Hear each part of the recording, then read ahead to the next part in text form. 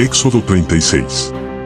Entonces Bezaleel, Eliab y todo varón apto, a quienes Yahweh había dotado con destreza e inteligencia para saber realizar toda clase de obra para el servicio del santuario, procedieron conforme a lo que Yahweh había ordenado. Después llamó Moisés a Bezaleel, a Eliab y a todo varón apto, a quienes Yahweh había dotado de destreza, y a todos aquellos que se propusieron en su corazón el acercarse para llevar a cabo su obra. Y ellos recibieron de parte de Moisés toda ofrenda que los hijos de Israel habían traído para llevar a cabo la obra del tabernáculo temporal, quienes continuaban trayéndole ofrendas cada mañana. Entonces llegaron todos los varones expertos que realizaban la obra del santuario, cada uno en la labor que estaba llevando a cabo, y dijeron a Moisés: la gente trae más de lo que es necesario para la obra de construcción que Yahweh ordenó que se hiciera. Entonces Moisés dio una orden, y proclamaron los mensajeros por el campamento, diciendo: ningún hombre ni mujer traiga más material como contribución para el santuario. Así se le impidió a la gente que siguiera trayendo, pues tenían material más que suficiente, y hasta sobraba, para llevar a cabo la obra. Siervos aptos construyeron el tabernáculo. Entonces todos los más aptos para llevar a cabo la obra, hicieron el tabernáculo con 10 cortinas de lino fino blanco torcido, y tela teñida de azul, de púrpura y de escarlata, les bordaron querubines, obra de diestro artífice. Cada cortina tenía 28 codos de longitud, y la anchura de cada cortina era de 4 codos, todas las cortinas tenían la misma medida. Luego unieron 5 cortinas, una con la otra, y también unieron las otras 5 cortinas, una con la otra. Hicieron lazos de tela teñida de azul en el borde de cada cortina, desde el extremo por donde se unían.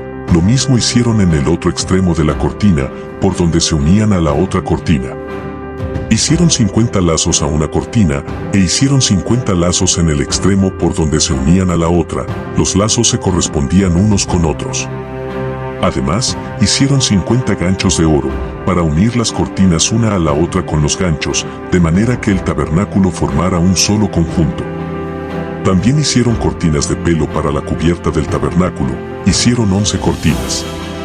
Cada cortina tenía una longitud de 30 codos, y la anchura de cada cortina era de 4 codos, las 11 cortinas tenían la misma medida.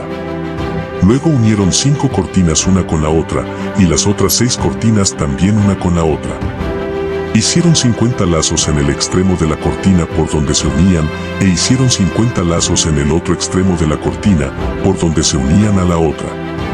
También hicieron 50 ganchos de bronce para unir el tabernáculo, para que formara un solo conjunto. Hicieron además para el tabernáculo una cubierta de pieles de carnero teñidas de rojo, y para la parte superior una cubierta de pieles teñidas de bermellón. Hicieron también unas tablas de madera de acacia para el tabernáculo, las cuales se colocaron verticalmente. Cada tabla tenía una longitud de 10 codos, y el ancho de cada tabla era de 1 codo y medio. Una tabla tenía 2 espigas, y la otra tabla tenía 2 espigas, para trabarlas entre sí. Con todas las tablas del tabernáculo hicieron lo mismo. E hicieron las tablas para el tabernáculo, 20 tablas para el lado sur. También hicieron 40 bases de plata para la parte inferior de las 20 tablas, 2 bases en la parte inferior de una tabla para sus 2 espigas, y 2 bases para la parte inferior de la otra tabla para sus 2 espigas. Hicieron también las 20 tablas para el otro lado del tabernáculo, para el lado norte, con 40 bases de plata, 2 bases en la parte inferior de una tabla, y 2 bases en la parte inferior de la otra, y para las esquinas del tabernáculo en sus extremos, hicieron 2 tablas. Por la parte inferior eran dobles, y estaban unidas por la parte superior hasta el primer aro. De esta manera hicieron con las 2 para las 2 esquinas. Las tablas fueron 8, y sus bases de plata 16, 2 bases en la parte inferior de una tabla, y 2 bases en la parte superior de la otra tabla.